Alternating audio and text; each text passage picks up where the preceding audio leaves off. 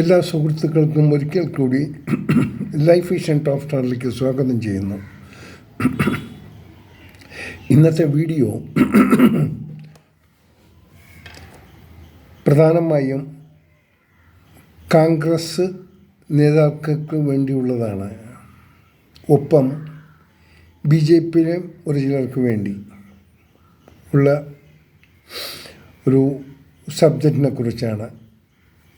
എൻ്റെ പ്രധാന ലക്ഷ്യം കോൺഗ്രസ്സുകാരോട് പറയുകയാണ്, ദയവ് ചെയ്ത് മുൻ പ്രധാനമന്ത്രി ഇന്ദിരാഗാന്ധിയെ നിങ്ങളുടെ ഈ കോൺഗ്രസ്സുകാരുടെ ചീപ്പായ ചെറിയ ലക്ഷ്യങ്ങൾക്ക് വേണ്ടി ആ പേര് വലിച്ചിഴക്കരുത്. നിങ്ങൾക്ക് രാവിലെ ഉണർന്ന് എന്തെങ്കിലും പിറുപിറു സംസാരിക്കാൻ ഒരു സബ്ജക്റ്റ് ഇല്ലെങ്കിൽ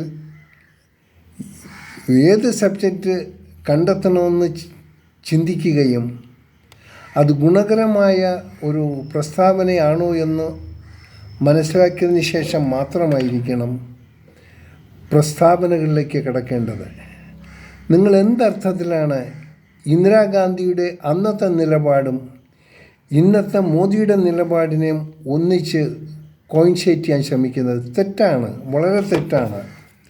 അന്ന് ഇന്ദിരാഗാന്ധി ചെയ്ത ആ ധീരതയെ ഇന്ന് ലോകത്തിലുള്ളവരും ഇന്ത്യൻസ് എല്ലാവരും ഒന്നിച്ചു നിന്ന് പ്രശംസിച്ചതാണ്. ആ പ്രശംസയെ വെറും ചീപ്പായി കാണുന്ന വില കുറഞ്ഞ ചില ഈ കോൺഗ്രസ് നേതാക്കളുടെ ഈ പ്രസ്താവനകൾ ഇനിയെങ്കിലും നിർത്തുക.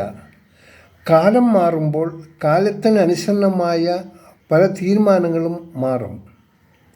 അന്നത്തെ ഇന്ത്യ അല്ല ഇന്നത്തെ ഇന്ത്യ, അന്നത്തെ പാകിസ്ഥാനല്ല ഇന്നത്തെ പാകിസ്ഥാൻ. ഒന്ന് മനസ്സിലാക്കുക. ഇന്ദിരാഗാന്ധി എടുത്ത അന്നത്തെ തീരുമാനം വളരെ ശക്തിയായിരുന്നു, സ്ട്രോങ് ആയിരുന്നു. ഇനി അതിൻ്റെ മറയും പിടിച്ച് ഇന്ന് അതിനെ പ്രശംസിക്കേണ്ട കാലം, അതിൽ ആവശ്യത്തിന് ഉപരി പ്രശംസ കിട്ടിക്കഴിഞ്ഞു. ആ പ്രശംസയെ ഇപ്പോൾ ഈ ഡൂക്ലി നേതാക്കൾ തകർക്കാതിരിക്കുക, വളരെ ശ്രദ്ധിക്കണം. എന്തെങ്കിലും പ്രസ്താവനകളൊക്കെ അങ്ങനെ ഇതുപോലുണ്ട്.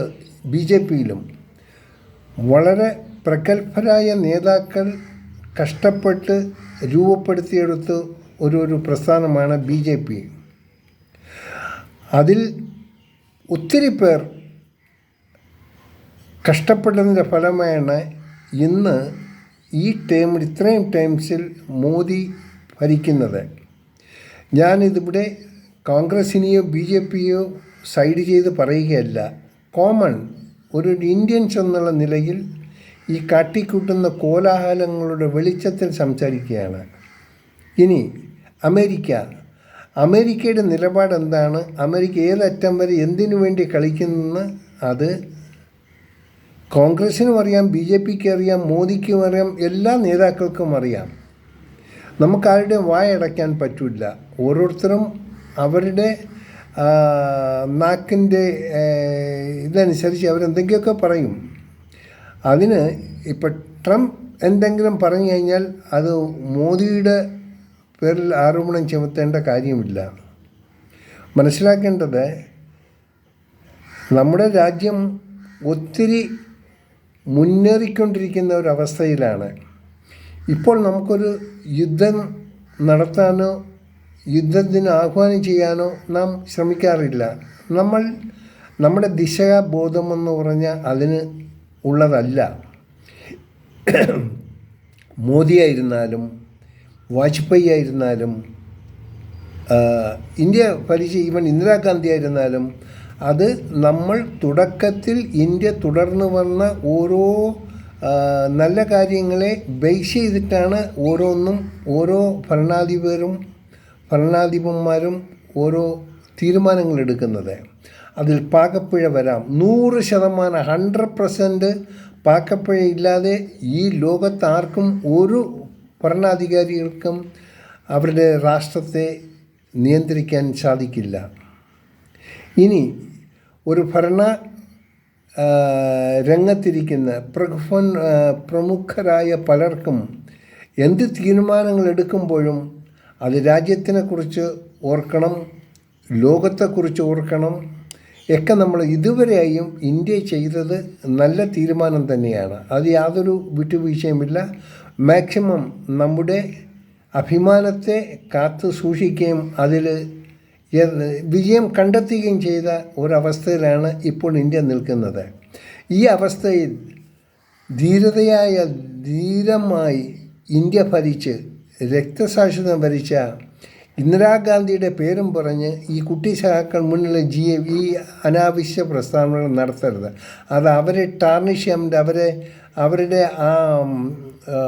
എന്താ പറയുക, അവരുടെ നിലപാടുകൾ, ഇന്ദിരാഗാന്ധി എടുത്ത നിലപാടുകൾ, അവർ നടത്തിയ മാറ്റങ്ങൾ അവരെ ഇന്നും പ്രസക്ത പദവിയിൽ തന്നെ ലോകം കാണുന്നത്. അത് ഈ ചീപ്പായ മാർഗങ്ങൾ കൂടി കാണരുത്. ഇവിടെ ഈ കോൺഗ്രസും ഈ കമ്മ്യൂണിസ്റ്റുകാരും കിടന്ന് തമ്മിത്തല്ലുന്ന കണക്ക് ആയിരിക്കരുത് ഒരു പ്രധാനപ്പെട്ട വ്യക്തികളെ ആവശ്യമില്ലാത്ത സ്ഥലത്ത് വലിച്ചിഴയ്ക്കുന്നത്. ഇന്ദിരാഗാന്ധി റൈറ്റ് ടൈമിന് റൈറ്റ് ഡിസിഷൻ എടുത്തു. അതുപോലെ തന്നെയാണ് ഇന്ന് മോദിയും റൈറ്റ് ടൈമിൽ റൈറ്റ് ഡിസിഷൻ എടുത്തു. അതിന് ആരെയും കുറ്റം പറയേണ്ട കാര്യമില്ല. സീസ് ഫയർ ആകേണ്ട ഒരു ആവശ്യമാണ്, എല്ലാവർക്കും ആവശ്യമാണ്. അത് ശത്രു രാജ്യത്തിനായിരുന്നാലും അല്ലാത്ത രാജ്യത്തിനായിരുന്നാലും യുദ്ധം ആരും ഇഷ്ടപ്പെടുന്നില്ല. പാകിസ്ഥാൻ ഇഷ്ടപ്പെടുന്നതായിരിക്കും, പക്ഷേ പാകിസ്ഥാൻ തന്നെയാണ് തലകുനിച്ചത്, പാകിസ്ഥാൻ തന്നെയാണ് തോറ്റത്. എന്തുകൊണ്ട് പാകിസ്ഥാന് ഇന്ത്യയെ എതിർക്കാൻ സാധിച്ചില്ല? ആ ഒരു കണ്ടിന്യൂറ്റി അവർക്ക് ചെയ്യാമായിരുന്നല്ലോ. അവർക്ക് ചെയ്യാൻ പറ്റില്ല, കാര്യം അവർക്കറിയാം അവർക്ക് ജയിക്കാൻ പറ്റത്തില്ല. ഈ ഒരിക്കലും എന്തൊരു പ്രവൃത്തി ചെയ്താലും എത്ര കണ്ട് അതിന് തയ്യാറെടുക്കുന്നു, എത്ര കണ്ട് അതിൻ്റെ ദൂഷ്യഫലങ്ങൾ, നല്ല കാര്യങ്ങളെക്കുറിച്ച് ആലോചിച്ച് എത്ര കണ്ട് അതിൻ്റെ അഗാധമായ രീതിയിൽ പഠിച്ചെടുക്കുന്നതിനുള്ള സമയം ഏതൊരു ഓപ്പറേഷനും ആവശ്യമുണ്ട്. അതെടുക്കുമ്പോൾ ഒരുപക്ഷെ ദിവസങ്ങൾ നീളാം, ആഴ്ചകൾ നീളാം, മാസങ്ങൾ നീളാം. പക്ഷേ അതിനെല്ലാം പ്രിപ്പറായിട്ട് ഒരു പ്രതിവിധി കണ്ടെത്താൻ അതിൽ 99% സക്സസ് ആയിരിക്കും. സോ ദയവ് ചെയ്ത് നമ്മുടെ കോൺഗ്രസ്സുകാരോടൊന്നും ഞാൻ പറയാനുള്ളത്, ആവശ്യമില്ലാത്ത സബ്ജക്റ്റുകളിൽ ഇന്ദിരാഗാന്ധിയെ വലിച്ചിഴക്കരുത്, അവരുടെ പേര് ഇല്ലാതാക്കരുത്. നിങ്ങൾക്കതിന് ആവശ്യമുള്ള കാര്യങ്ങൾ ഇവിടെ ഉണ്ട്. ഇലക്ഷൻ വരുന്നു, അതിനുവേണ്ടി പ്രവർത്തിക്കുക. നിങ്ങൾക്ക് ഇഷ്ടമുള്ളതാണെങ്കിലൊക്കെ, ഇഷ്ടമില്ലാത്ത ഒരു ഭരണപക്ഷമാണ് ഇപ്പോൾ ഭരിക്കുന്നതെന്ന് നിങ്ങളൊക്കെ പറയുന്നു. സോ അതിലു ഉപരിയായിട്ട് നല്ലൊരു ഭരണം കാഴ്ചവെക്കാൻ ആത്മാർത്ഥമായി നിങ്ങളുടെ ജനങ്ങളുടെ മുന്നിൽ ഇറങ്ങി പ്രവർത്തിക്കാൻ പൗരം കണ്ണം അതിൻ്റെ പ്രവർത്തനം നല്ല രീതിയിൽ മുമ്പോട്ട് കൊണ്ടുപോകാൻ പ്രവർത്തിക്കുക. അല്ലാതെ ഇന്ദിരാഗാന്ധിയുടെ പേരും പറഞ്ഞ് നിങ്ങളിവിടെ നിന്ന് ബഹളം കൂട്ടേണ്ട കാര്യമില്ല. ഇന്ദിരാഗാന്ധിയെ വെറുതെ വിട്ടേക്കുക. സോ എന്തൊരു സാഹചര്യം വന്നാലും, അതായത് ഇപ്പോൾ ഉണ്ടായിരിക്കുന്ന എമർജൻസി അവസ്ഥയിൽ കോൺഗ്രസ്സുകാരോട് പറയാനുള്ളത്, രാജ്യത്തെ ആരെങ്കിലും നയിക്കുന്നുണ്ടെങ്കിൽ അത് ശരിയായ ദിശയിലാണെങ്കിൽ അവരോടൊപ്പം നിന്ന് രാജ്യത്തിൻ്റെ പ്രസക്തിയും യശസ്സും ഉയർത്താൻ ശ്രമിക്കുക. ഒപ്പം ഈ ഭരണകൂടത്തിന് എതിരായിട്ട് ഈ കേരളത്തിൽ നടക്കുന്ന ഭരണകൂടത്തിനെ നിങ്ങൾക്ക് താഴെ ഇറക്കാനാണ് ശ്രമമെങ്കിൽ ഏറ്റവും കൂടുതൽ അതിനുവേണ്ടി സമയം ചിലവാക്കുക. ഇല്ലെങ്കിൽ വീണ്ടും മൂന്നാം തവണ ഭരിക്കുന്നവർ വരും, നിങ്ങളുടെ ജട്ടി വരെ അടിച്ച് മാറ്റിക്കൊണ്ട് അവന്മാർ പോകും. അതുകൊണ്ട് സൂക്ഷിക്കുക. എന്ത് പ്രസ്ഥാനങ്ങൾ ഇറക്കിയാലും നിങ്ങളുടെ KPCC ഭാരവാഹിയെ കണ്ടെത്തി സന്തോഷം തന്നെ. ഇനി അതിൻ്റെ പിന്നിൽ എന്തെങ്കിലും അപാകത നടന്നെങ്കിൽ അത് പബ്ലിക്കിൽ വന്ന് അതിനെപ്പറ്റി സംസാരിക്കാതിരിക്കുക. സംഭവിച്ചത് സംഭവിച്ചു. അതുകൊണ്ട് കോൺഗ്രസ് ഒന്ന് ഉണരുക, ബുദ്ധിയുള്ളവരായി പ്രവർത്തിക്കുക. ഒരു അടിസ്ഥാനരഹിതമായ പ്രസ്താവനകൾ നടത്താതിരിക്കുക. മോദിയെയും ഇന്ദിരയെയും പ്രവർത്തനങ്ങളെ എന്താണെന്ന് നിങ്ങൾ ഇപ്പോഴൊന്ന് മാർക്ക് ചെയ്യേണ്ട. അതിൻ്റെ മാർക്കൊക്കെ അവർക്ക് ഓൾറെഡി കിട്ടിക്കഴിഞ്ഞു. നമ്മളായിട്ടൊരു മാർക്ക് ഇടാനും പോകണ്ട, കിട്ടിയ മാർക്കിട്ട് കുറയ്ക്കാനും പോകണ്ട. കാര്യം കോൺഗ്രസ്സുകാർക്ക് പിടിപ്പത് പണി ഈ കേരളത്തിൽ തന്നെ ഉണ്ട്. അത് നോക്കുക, അതനുസരിച്ച് പ്രവർത്തിക്കുക. നല്ല കാര്യങ്ങൾ നിങ്ങൾ ചെയ്യുന്നുണ്ടെങ്കിൽ ആത്മാർത്ഥമായി അതിലേക്ക് ആ ഒരു കാര്യങ്ങൾക്ക് വേണ്ടി മാത്രം പ്രവർത്തിക്കുക.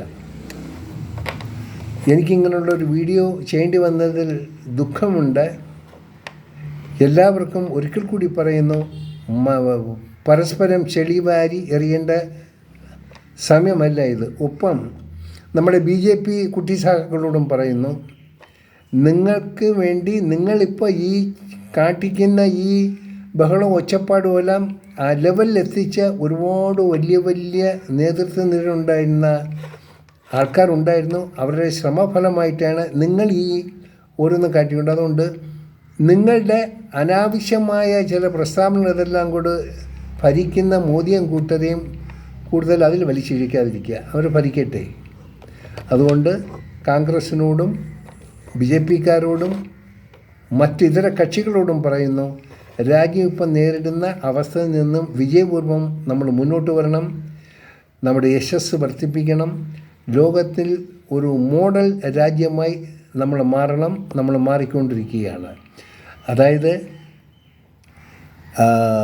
നമ്മുടെ ലക്ഷ്യം എന്ന് പറയുന്നത് നമ്മുടെ രാജ്യം മറ്റുള്ളവരുടെ ഫ്രണ്ടിൽ ഒരിക്കലും തോറ്റുപോകാത്ത ഒരു രാജ്യമായി നിലകൊള്ളണം. അതാണ് നമ്മുടെ ലക്ഷ്യം. അതിനുവേണ്ടി എല്ലാ പാർട്ടിക്കാരും ഒരുമിച്ച് പ്രവർത്തിക്കുക. ഒരു സീനിയർ മെമ്പേഴ്സ് ജയറാം രമേശ് അദ്ദേഹത്തിനോടൊക്കെ പറയുകയാണ്, ഒരു പ്രസ്താവന ഇറങ്ങുമ്പോൾ താങ്കളുടെ പ്രസ്താവനകൾ നല്ലതാണ്, പലപ്പോഴും ചിലപ്പോൾ അതിലൊരിക്കലും വടികൾ ഒരു ബുദ്ധിമുട്ടുണ്ടാകുന്ന രീതിയിൽ പ്രസ്താവന ഇറക്കരുത്. എപ്പോഴും നമ്മൾ നല്ലതിനെ നല്ലതായിട്ട് കാണുക, തെറ്റിനെ തെറ്റായിട്ട് കാണണം. ആ തെറ്റുകൾ ചൂണ്ടിക്കാട്ടേണ്ട ഒരു സമയമുണ്ട്. ആ സമയത്ത് മാത്രം ചൂണ്ടിക്കാണിക്കുക.